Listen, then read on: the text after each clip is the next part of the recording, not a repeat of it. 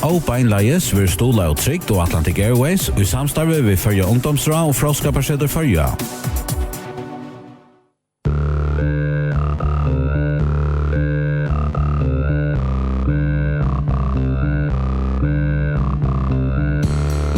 God dag og velkommen til ungdomssendingene og beinleiðis. Sendingen som vittjer hva ung og lesende tages vi. Bei seriøs og oseriøs. Vi pratar kvarja viko vid lesande som har akkurat hatt skilja sig fra fjöltene. Ungmannafällene tjäkas och kommande vikskifte vid romrött. Välkommen!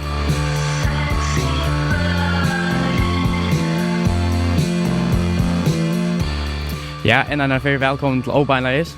Vi sitter här och Marin, vi sitter nere i Voxbotten och hittar ut och sådär kaofliknar detta nere. Ja, det är inte så lätt, Anna mig. Vi gör nämligen tillsteg uppe i Vaxnan och här var stadig nek folk som det var pissegalt och nek vi kave. Ja, men det som sender kommer snikva sig om i det, til det vi får en øyla donanlig utråddamann inn av vidja, som eitir Østerdebs Eriksfoss. Ungmannafellene kommer at tjekkast, og hes for verden om det er øyla simpelt, så, og det er høyraventer og venstraventer politikker. Yes, og så var det sånn til tøyende og reklamen gjøres 2, og etter det så kommer det til 17 tøyman. Da var det snikva seg om C3, og så igjen i havet noen vokspop, jeg var til dømes ut i gjør og spurte hva finnes til meg, jeg vil si for folk. Boy över Joshua sin mer läst vokspop om högra vänstra och nuvarande större och så börjar. Akkurat. Men Arden vi kommer att läsa där så börjar vi vid en läge och där vi Can't Hold Us som Macklemore och Ryan Lewis.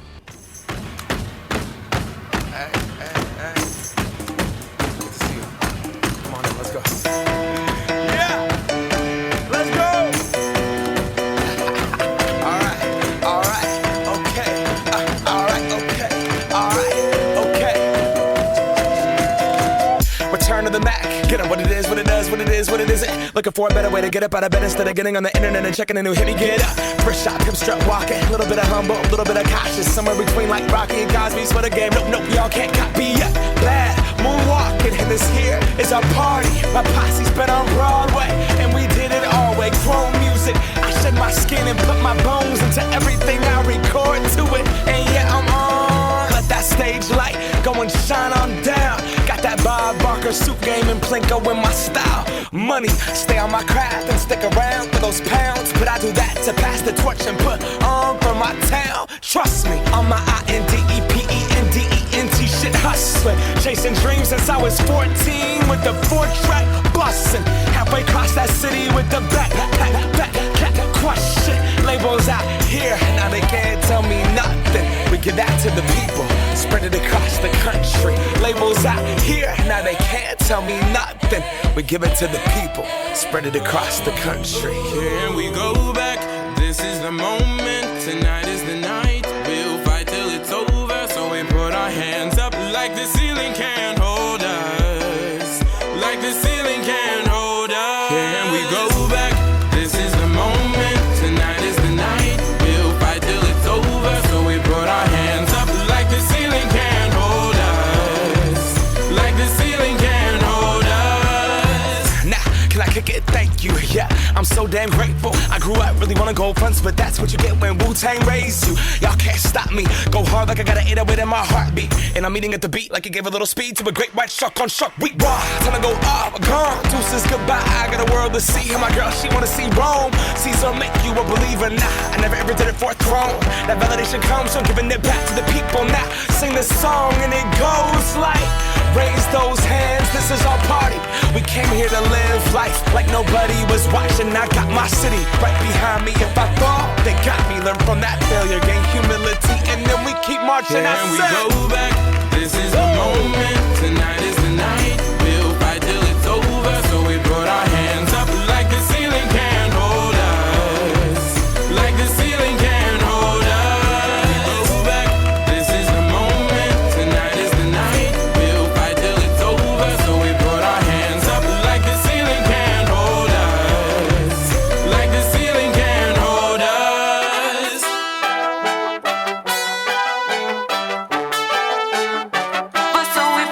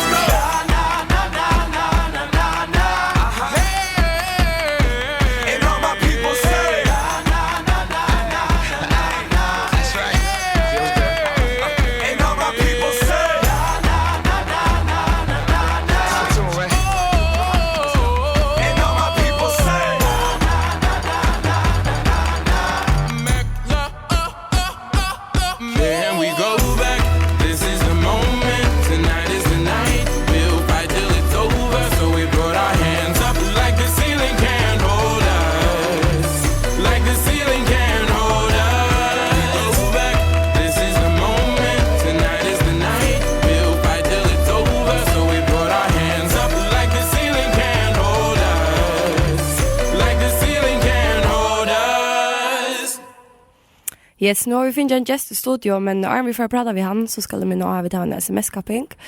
Når det så är att folk har finnet fröjdelön och vi är rättliga av att höra vad de att bruka pengarna till.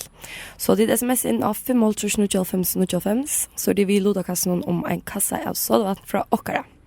Ja, men vi tar nu finns ju Österdebs Eriksfors i rasarummet. Välkomna, sir. Tack för det. Du kan bara börja vid att introducera Sean, så jag syns inte kvart du är. Ja, jag heter Öster, det är på Sargsfoss. Jag är 3 år gammal. Vi lötna bygger i Färjön, akkurat flott satt från Färjön. Bor i Danmark det senaste året. Och 25 like. Det har vi gjort flera år. Ja, annars kan jag säga att jag checkar höjtalen och en flott 9. Jag har arbetat i 2 år en flott 9. Jag har inte checkar höjtalen. Och... Hur flott 9? Jag får ner att läsa.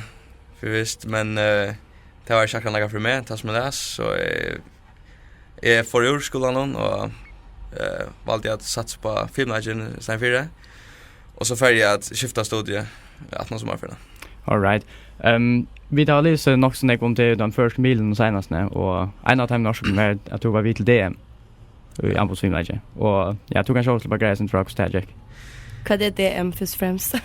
Danmarks mästerskap. Okej. Ja. Jo, det gick utmärska. Jag fick en god medalj i lobbyhäst. Jag ställde upp i lobbyhäst och golv. Och golv det gick det inte något särskilt, blev nummer 8 alja.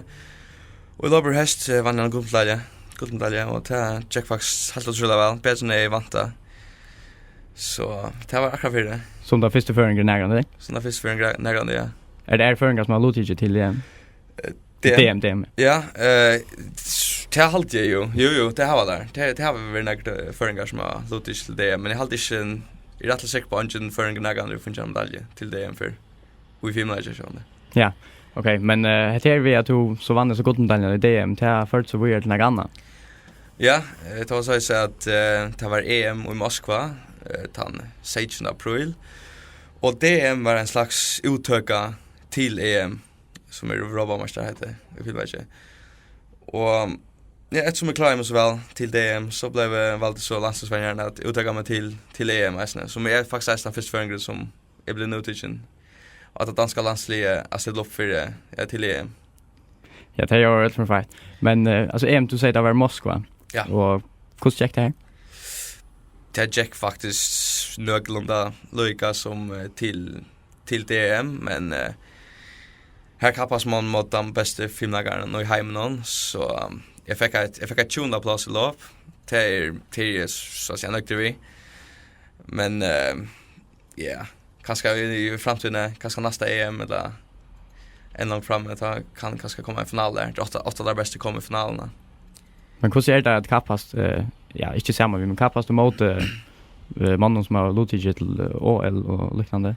Det var helt otroligt var det. Det var helt otroligt. Det var sånt som man nu ser i och show på någon och hugga efter YouTube så man var unker och så på kappas mot dem och det var faktiskt fantastiskt. Det var vi tränar oss på syner av dem så hemskänt och filmagaren vann tillsammans med dem och jag snackade ut där och det var störst upplevelse. Nu är det så att du är faktiskt också höver, men följde du det lyttande mot där? Nej, jag följde mig inte gåans i filmläge mot där allra bästa. Men jag var en kämpa mot de flesta. De flesta är ju ja, jag är med trusch. Och du är? Ja, men då 2 fors. Ja, det är nämligen, du skilde sin borsur. Ja, det är några halvfire som är längre, men det är några halvfire. De flesta är det. Picklet. Ja. Men hur var det annars att vara vid till en så stora kapping? Alltså nu är det jag kan bara förstå mig att hötlen nu är näga stor och nägra askvarer och öliga till vi öliga seriöst och nägra regler så ska fylja. Hur vet jag emot till dömes DM och FM? FM och DM är rättliga avslappat till bara man kommer ner kappas man och men till EM var helt nervös.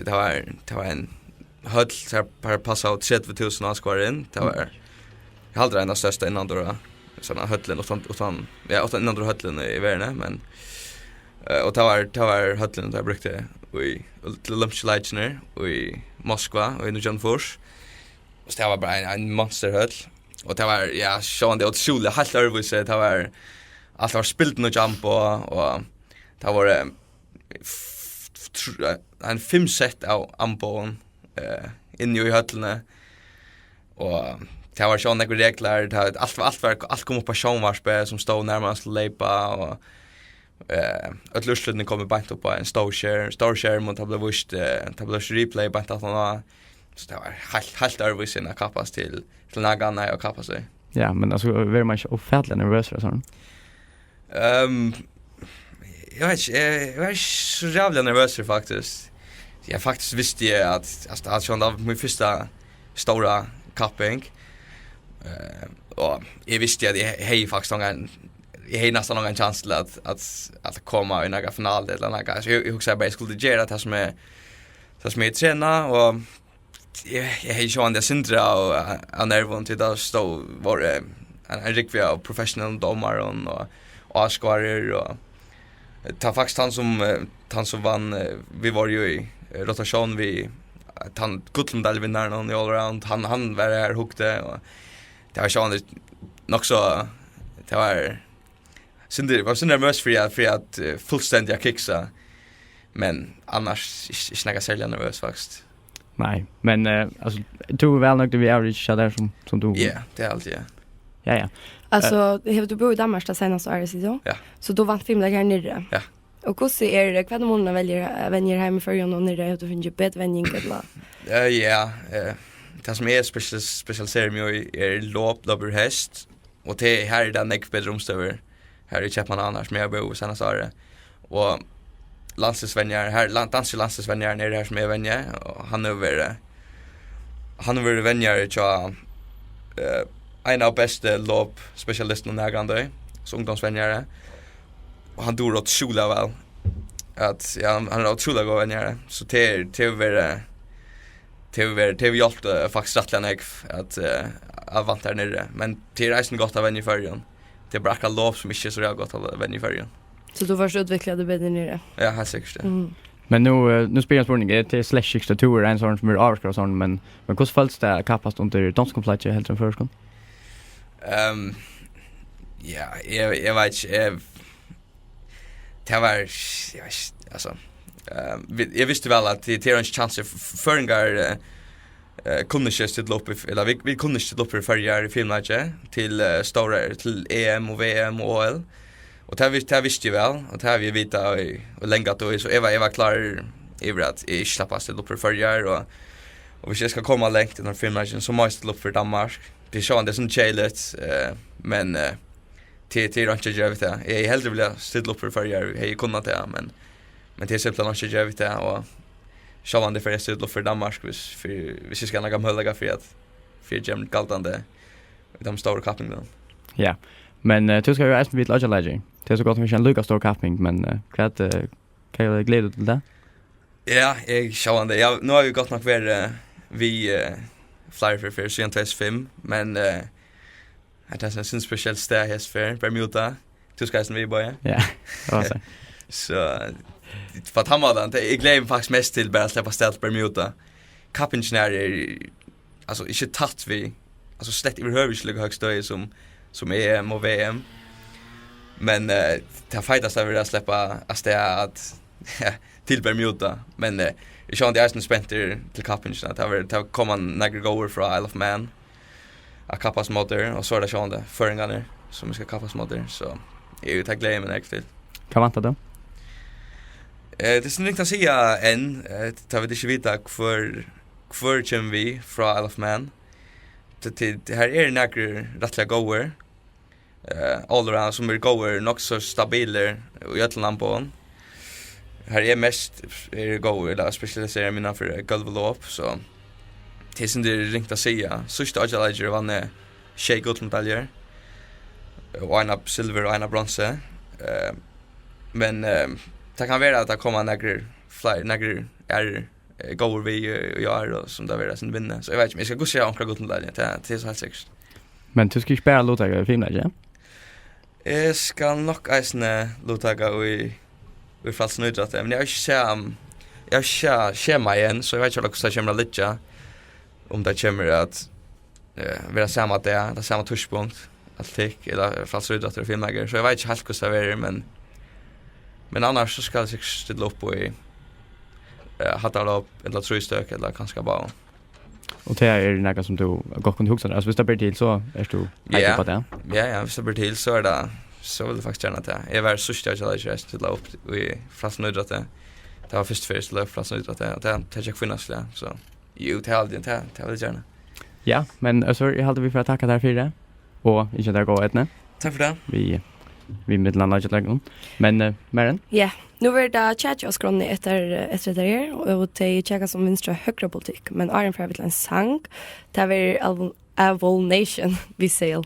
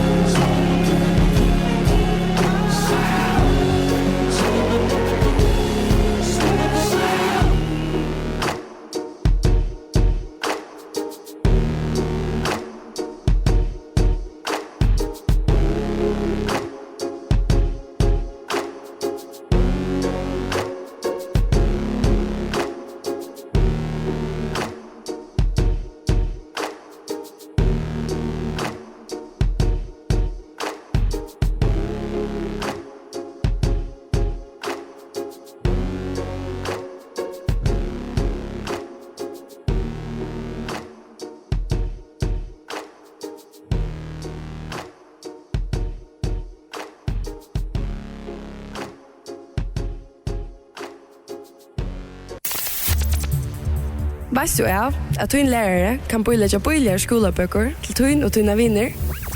For ikke alt av fotlandprøys så du kan spære flere 100 kroner. Les meira og o.fo.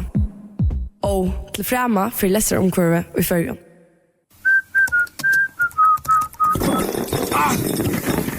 Støtt kål av færteltene. Trygt dekker elsker av færteltene. Trygt hoksar om te. Psst!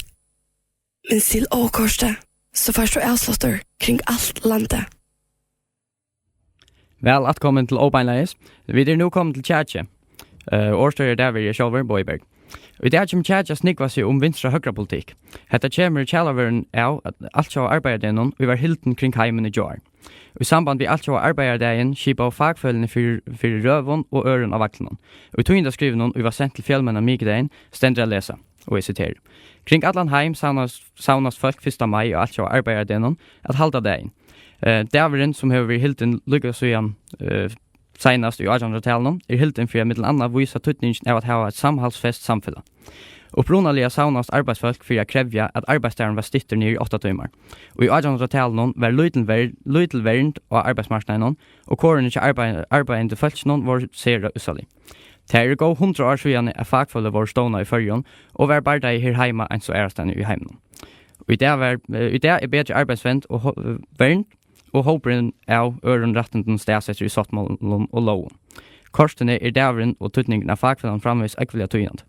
Håas klassiske bardein brøyter framvis nekva strujasfyr.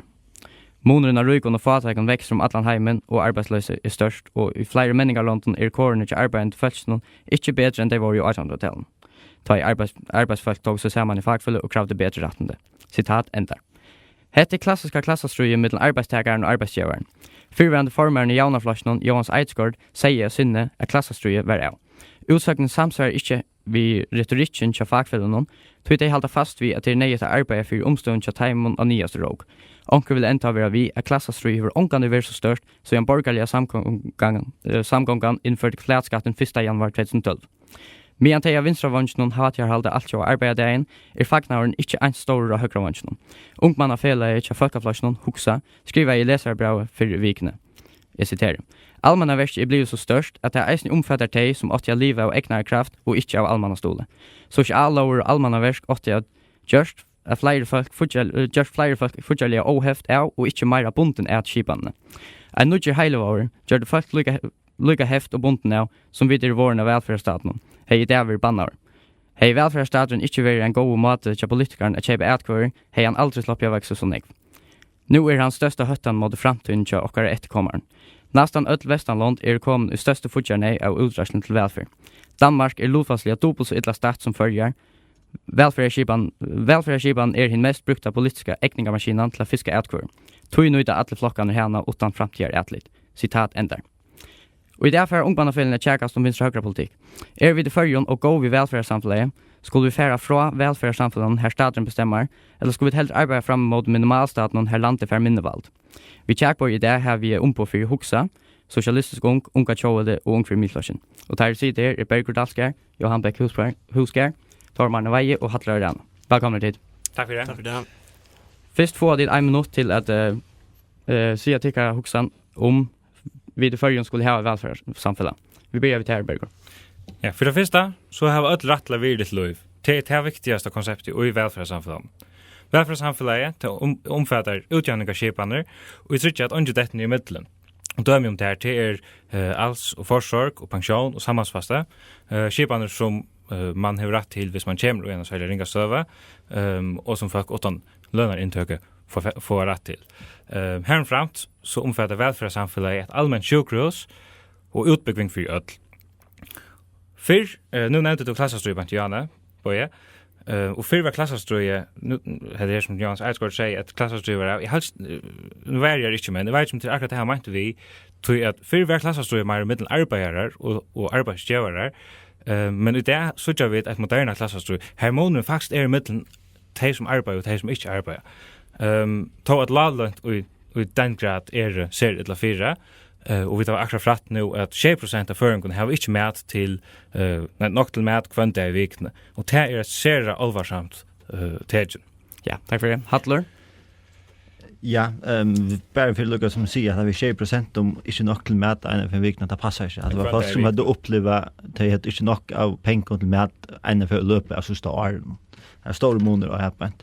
Och faktiskt är förr med det bästa land i världen det kommer till det. Vi var det välfärdssamhället och själva skulle vi ha välfärdssamhället så vi är det kapping med London och runt om bakom hvis vi inte klarar att hvis vi klarar veta några grundläggande tjänster till folk så ser det funkt, ja men så flyttar vi där sannes. Men ta det här sagt så må vi där komma här till att vi vill definiera vad välfärdssamhället är. Berger har några definitioner som nekvar att måste vara åter faktiskt långt från 1800-talet någon, men som för samhället där så må vi finna det vad är välfärdssamhället, vad ska vi betala, vad tror vi att betala.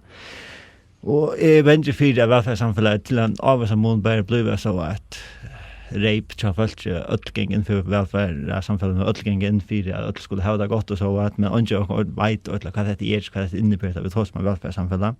Då är det viktigt att vi kommer här till att vi som politikerskipan tår att tacka välfärdssamhället upp och säga vad är välfärd, vad är grundläggande välfärd, vad ska staten bjuda till folk så här.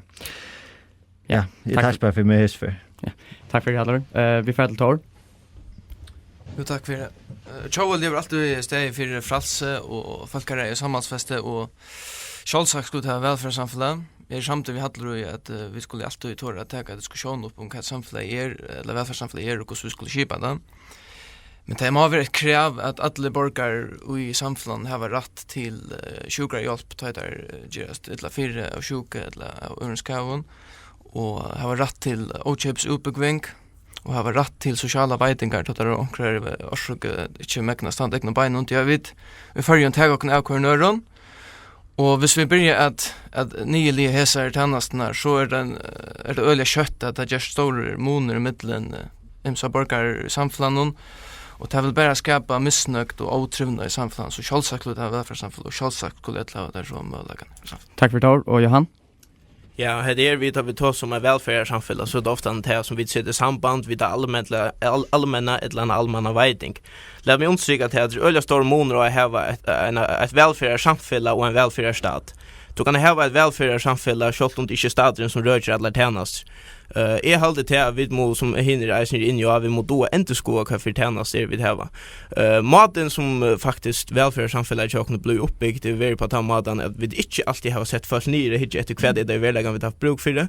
Men vi har helt sagt att det heter tjänster vi har bruk för vi moger heter vi moger hattar och så igen sända vi rockningen ut. Heter det så just vi en öliga stor skatte. Vid folkaflösen vid hålla till att du ska doa så jamona de som klarar att stanna egna benen de skulle ha möjliga för dig och det har man med landa just vi har haft en lägre skatt så har du möjliga för att sätta fötter under egna och e-bor och det är som frälse är en measure att du har frälse till att välja. Tack för Johan. Berger Attelton. To jag att leverera också höjder på att det är välfärdssamhälle men är det inte så dåligt? Är det inte öliga dåligt för att landa reka? Välfärdssamhälle är jag tycker på välfärdssamhället fullt och fast. Och tar Johan säger till att vi måste till att göra upp hur ska ha hjälp och hur ska ha så är det faktiskt samt vi honom. Men här som vet är det avsamtidigt. Det är kvart skulle öll ha rätt till. Färjar är ett rukt land och det är en spurning om hur vi fördelar resurserna. Vi kunde inte bara säga att det menar vi det skrift. Jag säger att öll skulle ha akkurat nog till att klara sig. Ta det nog av rydgjødømme til at alle kunne hava det godt. Hvor skulle alle ikke kunne hava det godt, da vi hava det som kreves til det? Det skiljer ikke ordentlig, Johan. Ja, det er Johan. Ja, det som Berger Røyner sier her til at ångsvekna, hvis vi bare omfordeler fra timer som til arbeid til det som arbeidsleis, så vil jeg at ångsvekna løse trobleikan her til arbeidsleis. Hvis du hikker etter maten til dem, tek allmanna versk. Nei, jeg sier det. Let dere teka allmanna versk. Det vi brukar 1,6 miljarder på allmänna verk. Det är 3000 folk som också har ett samband, tattare samband vid allmänna stående än vad det ofta ni har vid sin egen familj. Till alltså vi tar och omfördelar ut i alla krogar samhällen och så igen röna av lyckas som att sätta regler för godset ska äsna uppföras. Och till att säga att vi alltid kunde bara säga att vi tar några få som bära byrna och så ska hinna få avgående att vi prövar hitta efter alltså kvart är ett framsteg hänt i samhället i behöver i hemmen till omkring hänt vi privaten företagshem vi till att du kunna sett något personligt avmål och till att du kunna finna avgående av det. Det är inte alltid värre det. Alltså, maten som alltså privat företag som fungerar på att det vill alltid vara två parter som får lycka gå stora avgå av det. Det är inte en parter som vi ryggar och hin som vi fattar. Det är här som tog misskilder. Heimen chat är öle enfald vi att se att det är det som ko och det som är QA. Men så är det etiska marknad budskap. Vi vill att det blir eller ryggar. Ska börja vi tusen du säger om allmänna så hade det ganska öjliga väl efter vi att lägga på en sån stånd som allmänna stånda. Det är sannolikt neck folk som har bruk för time writing och det allmänna kan veta. Och i löten så har vi senare brötningar och i forskarvetingen som gör det att det som är under 25 det får så lite att det slett inte kunde klara sig för det. Man är inte under forskark tror jag man vill till. Man är här tror jag man har bruk för det. Men så ja, tar man det till maskera det att svära senaste parten alltid. Nej, jag också bara ta boy spyr om välfärdssamhälle inte för dust. Så vill jag gärna säga att kvätt kan mest dust. Alltså allt är ju relativt och ta vi det förrän ju har så överstås ryggen så det har så visar sig vi har rätt till välfärdsstaten. Spurningen är bara att hur ska han se ut? Hur stor ska vara och hur det ska röra sig välfärd uppgående. Johan är själv kom in här att liksom en low price till privata vinden och se att här för allt bättre. Det är ju så här vi ska hitta på det. Spurningen är hur så få borgare i förrän det bäst och hur så kan vi trycka att alla borgare i förrän få adgång till alla här nej och tjänsterna. Hallå till Johan. Ja, nu sitter att här bara här och tar som till överhånd stora ryddstömme som vi mitt land är vid fiskvinner som vi dött livet av. Och här sitter här och också halda till att här skulle krävas en rättvisa låd i mun till det som är verkligen som viskat och arbeta vi heter. Som jag säger vi allmänna stående tog nämna några forskarbrödingar. Man har eisen sett att det är som har varit nödt till att för att leta sig ut arbetsmarknaden efter till att forskargen har blivit så mycket kär till att nu löste sig verkligen inte ligga hemma så ofta men nu måste leta sig ut efter arbetsmarknaden. Hicke då efter tan verkligen trobläken som vi där har vid arbetsmarknaden. Du ser med andra stjärn för SMS och stjärn för det förra hur vi ut och kli om som är väldigt ut och kli om till att han inte har kunnat finna startfolk. Tror att det är så lite månader av i arbete och affärer och allt. Det är en trobläk som vi må hitta efter. Det är pura samtidigt ut att det är som har bruk för jobb. Men det som är trobläken vi forskarna tjock och till att det blir fler och fler om kakna och till vi tar urslit vi där skorande mindre petter. Och till nämligen just det att vi har finns ju folk som är värre för det. Hej då är så snart vi där kommer säga för det som är bruk för det och för det verkligen så kan sitta fötter under det bord. Två enkla det här. Ta ena till det klassiskt socialdemokratiskt hotag som säger det ska ge den skilte och så kräver den rätt. Och det är ett gott hotag. Men så vill jag gärna säga att och nu citerar jag Johannes Smith Nilsson från Antalestan. Det är öjla ringt att göra såna skiltet att det inte arbetar är att få. Och det att du säger att nu har man brött forskarvetingen så är såna folk må vara nöjt till att för ut och finna sig arbete. Man är inte, det är här som vi det grundläggande åsamter. Man är inte under forskark för stortläggare. Man ändrar här och nej. Du kanst inte bara bröta forskarvetingen för att sända det ut arbetsmarknaden. Det är inte att de inte för arbete. Det är som för det första för att du ska kunna färra ut och få ett arbete. Jag har själv varit starvast lallunnar vinnig. Jag har sett att man manglar arbetspost tojer. Eller orsaka att du manglar startfolk. Och det är lika som vi tar om som är arbetslös. Skulle det som släppa att lägga grundlägg för hur vi skipar samhället? Det är första treden för att du ska få ett arbete. Det är att du ska söka med ett arbete. Det är som är öliga gott till att göra sig en omväg och inte att kunna nöfta. Jag ser inte öll. Så är det alls. Men så arbetslös så fast det alls. 18 och 2 år till att du valde att lägga över vi att ta arbete så levde du över forskargen. För vi alls ska du söka arbete. Tar du över 2 år under alls och sökt arbete inte finns arbete så är det präck om att det är kanske inte arbete tja öllen att få. Folk är imisk. Det kan vara 2 år så mycket raskare att du alltid kan få arbete. Men det är inte allt som är lika rask. Nej, men så kan du för det första för att söka arbete så ska du till en jobbsamråd. Just väl du att göra vanligt intryck då så kan du lycka för att och lycka sen när du omsätter. Du kan som man väl göra vanligt intryck. Ja, nu får det samfällar tror till Joa som att andra personer som gänger för med det är arbetslösa eller på försök. Det är så galet. Det sände faktiskt relativt väl till för ju med det arbetslösa på kvar 6% som är peanuts i månaden när är sandes. Så detta samfällar kan inte vara så illa som tid bara på att jag akkurat nu. Hemframt så luggar nämna allt att det är nekvast kärsen tror att det kan gå ut på hur bruk för jobb och inte. Här ligger ett uppskott, eller här ligger samtidigt för löktingen om man måste göra fattaka mask som Annika Olsen till värre ligger och sultar mer eller mindre. Men hon har lovat att det ska komma nu 28 dagar. Nu tar vi det här var fattaka max så kunde vi faktiskt hitta efter kvar bruk för hjälp och inte. Och då kunde vi ganska eller ta kan allmänna stå en bättre över med kvar väl bruk för hjälp och kvar inte bruk för hjälp.